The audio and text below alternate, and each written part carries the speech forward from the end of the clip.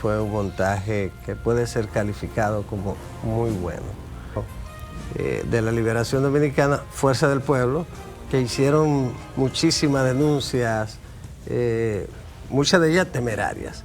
Derrota de febrero y luego de la potencial derrota de las elecciones del domingo, que todo el mundo sabía que Luis ganaba, como decía Jacqueline, que Luis ganaba en primera vuelta. Entonces... La entrevista del Telematutino, gente importante, a tratar temas importantes, nos acompaña el doctor Eddie Olivares. Ustedes saben que él fue un importante miembro de la Junta Central Electoral, es vicepresidente del Partido Revolucionario Moderno y tiene otras posiciones y otras responsabilidades también. Te agradezco, Eddie, que hayas aceptado nuestra invitación. Buenos días, doctor. Contentísimo de estar aquí. El primer programa de televisión en el que participo después de las elecciones, un compromiso cumplido. Es que yo te llamé temprano. No, gracias, doctor. Un compromiso anterior. Eddie, una visión rápida, sintética de los resultados de las elecciones. Pienso que en lo que tiene que ver con el montaje de las elecciones, fue un montaje que puede ser calificado como muy bueno. La Junta Central Electoral hizo un gran trabajo. Las elecciones trajeron novedades interesantes que la gente no se da, no lo nota tanto, pero yo voy a mencionar algunos que tienen que ver con el propio sistema electoral. Por ejemplo, antes eran 3 niveles de elección: el presidencial, el congresual y el municipal. Es decir, que el congresual era uno solo, Senado, diputados. Igual en el nivel municipal era uno solo. Ahora son 7, porque está el nivel de senadores y el nivel de diputados. Ya no es el nivel congresual. El nivel de alcaldes, de regidores, el nivel de director de distrito municipal y el nivel de vocalías. Eso es importantísimo porque ya ahí el arrastre disminuye significativamente, porque cada nivel tiene su boleta y en consecuencia su urna. Por eso aparecían ahí 3 urnas. 3 boletas y 3 urnas. Eso hace que el voto sea un voto absolutamente sin arrastre. En ese sentido, también se determinó hacer un acta de escrutinio por cada nivel. Es decir, el resultado de la votación del nivel presidencial fue el primero que se computó, y entonces ahí, en el acta que se levanta de escrutinio, que es la prueba del resultado, se plasma el resultado y se transmite, pero ya esa acta está hecha con más simpleza que como era en el pasado, porque era un acta para todo. Entonces esta es un acta para los 3 niveles. Igual que jugó un papel importante en lo relativo a los diputados con el voto preferencial, que complejiza mucho la parte del cómputo de los votos. Ya después la asignación de escaños es otra cosa. Eso funcionó muy bien.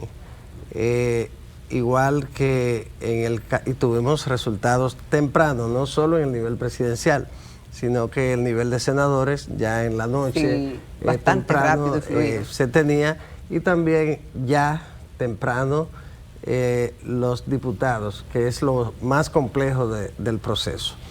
Eso fue muy bien manejado.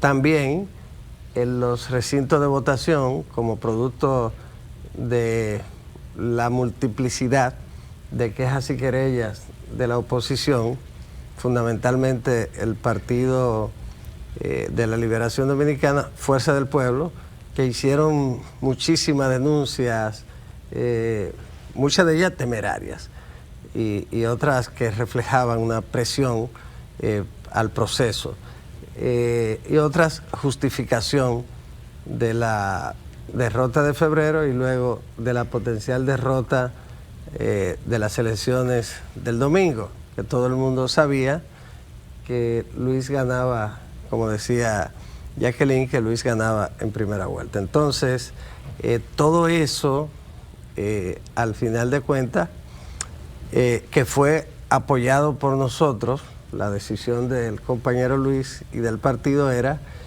que facilitar todo lo que se requiriera y que contribuyera con la integridad. Ahí se eliminaron algunas cosas que fueron tradicionales en los procesos electorales, por ejemplo en los recintos, carpas, que el partido que más la usó siempre fue el PLD toda la vida.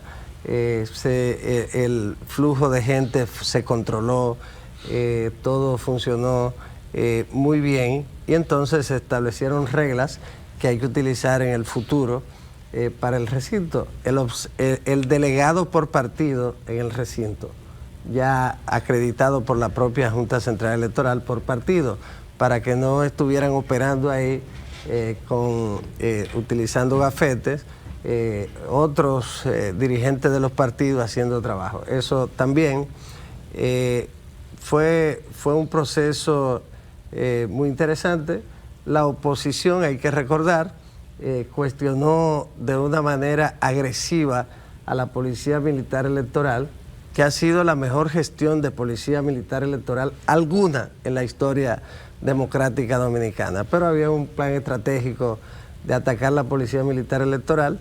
En las elecciones del domingo, eso volvió a ser igual, el comportamiento cívico ejemplar de la Policía Militar Electoral, y la denuncia que se había hecho se demostró el domingo que no tenían asidero. Al final de cuentas, fue un proceso excelente.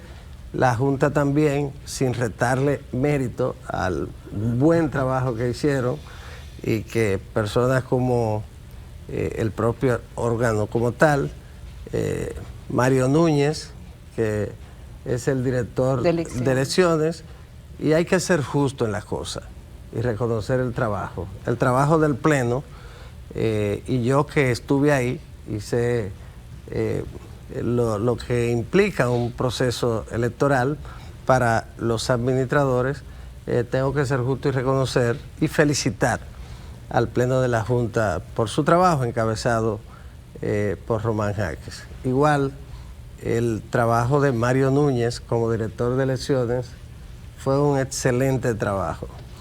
El trabajo del doctor Ramón Urbáez, que es el director de juntas electorales y que en un momento fue cuestionado también por Fuerza del Pueblo y el PLD, que lleva ya, cuando entramos nosotros en el 2006, entró él a ese departamento, es recomendado no por era ni por el PLD ni por el PRM, por el PRD tampoco, sino que era una... Y hizo un buen trabajo, ha hecho un buen trabajo en juntas electorales, y se demostró también que estaba haciendo su trabajo y lo hizo bien. En fin, son unas elecciones que podrían perfectamente calificarse como las más íntegras de la historia democrática dominicana, y yo le doy seguimiento a la integridad electoral en todas partes, con todos los informes. Y cuando se haga el estudio, por supuesto, no hecho por instituciones dominicanas necesariamente, sino la Universidad de Harvard, que lo hace, de Sydney, la Universidad en Noruega y otra, el Centro Kennedy, que hacen este tipo de trabajo para el mundo, sin lugar a dudas que serán una de las elecciones más íntegras de la historia. Ahí juega un papel importante, la oposición hace su trabajo, pero juega su papel importante la palabra empeñada de nosotros, la del compañero Luis Abinader, la del partido, en el sentido de contribuir para que sean elecciones íntegras, y en ese sentido el compañero Luis y nosotros, el partido, le dimos todo el apoyo que requirió el órgano electoral, pero también acogimos todo lo que la oposición planteó, considerando que contribuía con la integridad, de modo que es una muestra también de madurez de de nuestro sistema democrático y también de madurez del liderazgo político que ayer mismo, el mismo domingo, reconoció el triunfo del compañero Luis Abinader, y unas elecciones en las que no hubo ni siquiera un empujón, en la que el mismo comportamiento de los funcionarios en los colegios electorales, en los recintos, y de la Policía Militar Electoral fue ejemplar, y podemos sentirnos muy orgullosos de tener una democracia estable, un liderazgo comprometido y un sistema de partido que es de los más sólidos del mundo. Vamos a una breve pausa, Eddie Olivares. Después de esa radiografía vamos ya a puntos específicos de los resultados y lo que viene de ahora en adelante. Sí. Continuamos esta mañana en Telematutino 11. Estamos conversando con el doctor Eddie Olivares. Fue miembro de la Junta Central Electoral y es actual vicepresidente del Partido Revolucionario Moderno. Estamos aprovechando de su experiencia como miembro de la Junta en 2 etapas de la Junta Central Electoral y extrapolarlo un poco a lo que ocurrió el pasado domingo. Doctor, una de las preocupaciones que existen, usted hablaba de la responsabilidad de la Junta, de la responsabilidad que tienen los partidos, y nos falta de la responsabilidad ciudadana. Y el domingo pasado se evidenció de que mucha gente no se interesó por alguna razón en ir a votar. Y hay preocupación en cuanto a la alta abstención, que fue la más alta de los últimos tiempos, o no sé si tenemos otro parámetro, pero eso es preocupante porque solamente un porcentaje de la población hábil para escoger a las autoridades que dirigirán los destinos del país fue a ejercer ese derecho. Usted, que como miembro de la Junta, como experto en temas electorales, y como usted ha participado en numerosas elecciones en calidad de observador y de invitado en diferentes países, sí, ¿qué conclusión usted saca y cuáles recomendaciones para el caso de la República Dominicana? Bueno, si usted analiza la ciencia política como tal en el ámbito electoral, en el ámbito de participación, se va a dar cuenta que conforme se va consolidando una democracia, el interés del ciudadano por participar disminuye. Cuando usted está luchando por la libertad, que no la tiene, entonces por la libertad, como decía Machado, sangro, lucho y pervivo para la libertad. El hombre no puede vivir si no es libre. Entonces, por eso se lucha. Cuando usted obtiene la libertad, estrechamente relacionado con la democracia, entonces ya el objetivo fundamental se ha logrado. Y si la institucionalidad democrática funciona, aunque no sea de una manera plena, también se ha logrado un objetivo y todo funciona, y muchos ciudadanos ese día dicen, no, yo tengo un compromiso o fuera todo va del a salir país, bien, todo está bien, no voy a votar, yo tengo otra actividad, no voy a ir a votar, total, va a ganar el candidato que lleva una gran ventaja, porque las encuestas te adelantan lo que va a ocurrir, y a veces fallan, muchas veces fallan, pero es un parámetro que moderno, y entonces ante esa situación mucha gente se ausentan de las urnas, que es un deber. En el caso nuestro, entonces tú no atribuyes un desencanto con los partidos políticos. En el caso no tiene que ver. Claro, siempre hay algo que incide. Nosotros tenemos el sistema de partidos políticos más sólido de América Latina, probablemente. Quizás Costa Rica se mantiene bien, pero nosotros estamos igual o mejor. Entonces, eso era impensable hace mucho tiempo. Aquí en el sistema democrático nuestro no hay sorpresa, no hay outsider. Aparece alguien por ahí y le vota menos de un 1%, un 1%. No, en la siguiente no le votan. El cobrador sacó 1.3. Bueno, pero 1.3, ¿qué es? Un voto de antisistema, 2 o 3 que hay, pero no se da como ocurre en otros países, ni siquiera en tiempos de Trump y de Milei, que se fue a España a irrespetar a España y al gobierno, porque son estilos que van totalmente en contra del funcionamiento correcto. Eso afecta a Argentina, pero el contar de mantener su estilo, su forma, como tienen ese tipo de político, entonces no le importa que ha afectado a su país y ha hecho quedar muy mal a su país, y entonces en lugar de ir a España a procurar cosas convenientes para su país, hace este tipo de cosas y afecta a su país. Pero esa es otra cosa, doctor, porque Buenos Aires ha mejorado después de Milei, pero eso es otro tema. Pero mira, apunta un televidente de que en Chile, por ejemplo, la abstención llegó a un 53.5 en el 2013. En el 2013 llegó a un 50.6. No, mucho más. Entonces, después se impuso el voto obligatorio y luego ahora un voto voluntario. No, él tiene algo sí, de sentido. Mire lo que pasa, volviendo al tema de la abstención. Un factor es ese. Conforme una democracia se va consolidando, la participación es menor.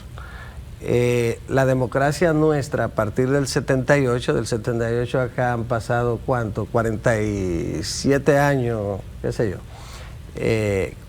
Y la 78, 46 años. 47. Entonces, la democracia se ha ido consolidando. En el 78 iba a votar todo el mundo, aunque perdiera la vida yendo a las urnas.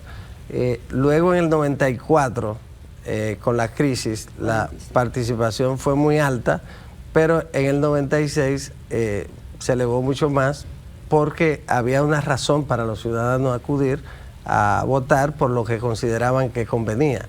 Luego del 2000, en todos los procesos electorales, si usted lo busca por ahí, va a encontrarse que ha sido una disminución gradual. Así como ocurrió ahora, ha sido un aumento de la abstención. Sí. De 23 a 30 entre el 2000 y el 2016. Una disminución de la participación. Entonces, eso ha ocurrido en todas partes. En los Estados Unidos, eso es lo que vota, mucho menos.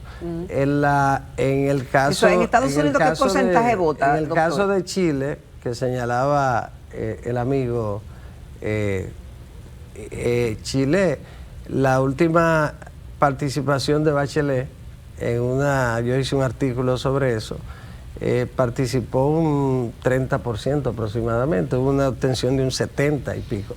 En el caso, habían usado siempre el voto obligatorio, pasaron al voto igual que nosotros, voluntario, y la disminución fue mucho mayor. En parte de América del Sur mantienen el voto obligatorio con sanciones y participa. Y aún con el voto obligatorio, muchísima gente no participa. Hay otro voto que incide, que es el ausentismo.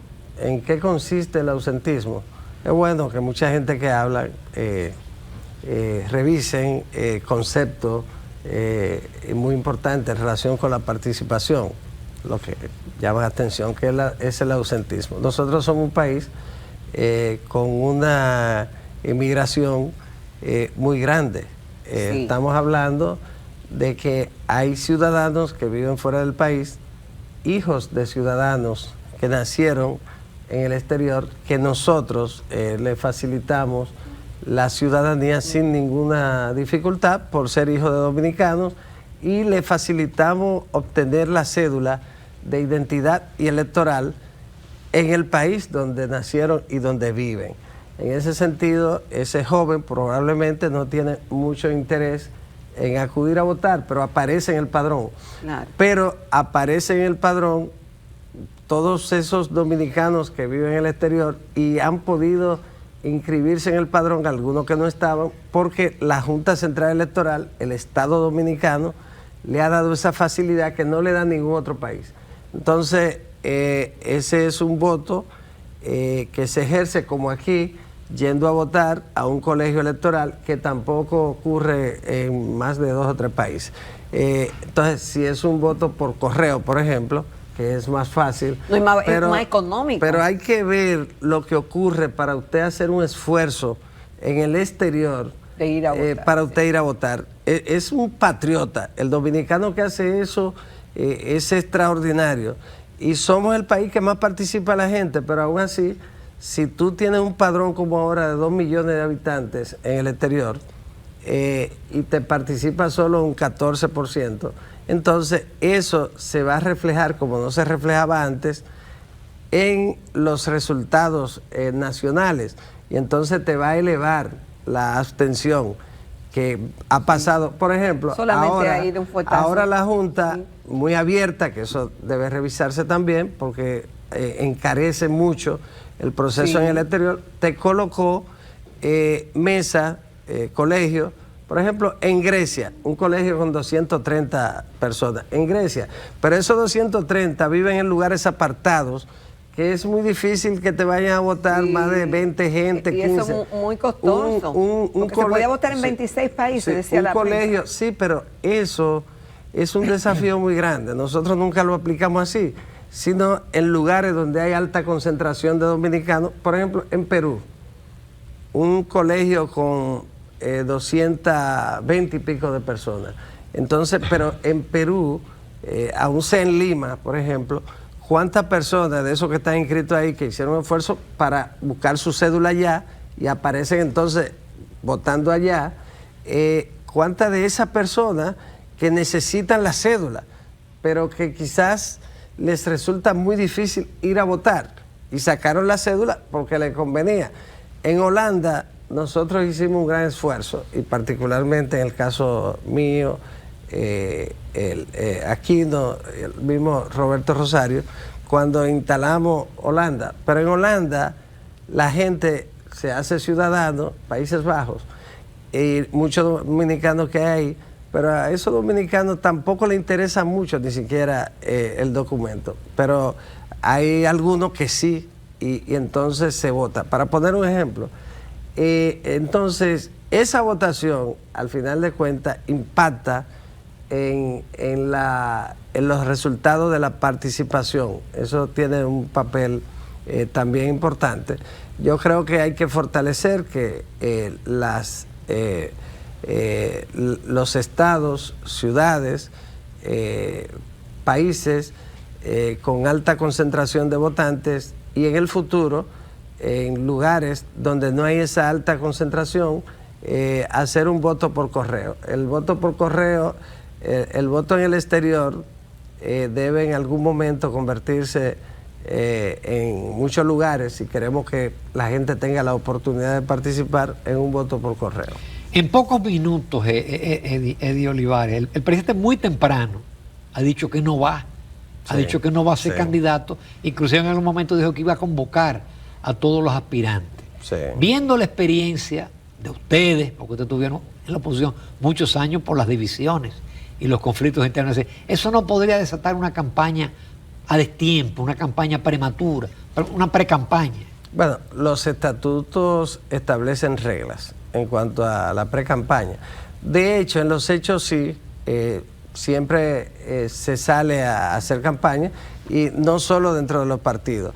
Yo creo que el discurso del compañero Luis Abinader del domingo pasó desapercibido la parte fundamental, histórica, extraordinario, con un contenido para la historia, que es el hecho de pararse ese día y decir: es la última vez que aspiré, no vuelvo a aspirar, bajo ningún mecanismo procuraré volver a aspirar. Ese será el legado que le dejaré al pueblo dominicano, una reforma para que tampoco otros puedan reformar la Constitución por intereses personales de poder. Entonces, esa frase en ese discurso fue extraordinaria, y te presentó un presidente responsable, profundamente comprometido con el fortalecimiento de la institucionalidad democrática, y ejemplar. Y yo pienso que su gestión ahora será la gestión de un retiro con una altísima valoración, y un reconocimiento de todos estos aportes del compañero Luis, pero ese es un aporte trascendente en un país donde la reforma, la Constitución ha sido reformada 38 veces solo para eso, por presidente, y él dice no, eso lo vamos a cerrar y ese será mi aporte y yo seré el ejemplo de que eso no debe volver a pasar. Eddie Olivares, como siempre, muy agradecido de tu participación y de las cátedras electorales que tú nos das. Para mí un gratísimo placer. Gracias, siempre doctor. estar con ustedes. Gracias.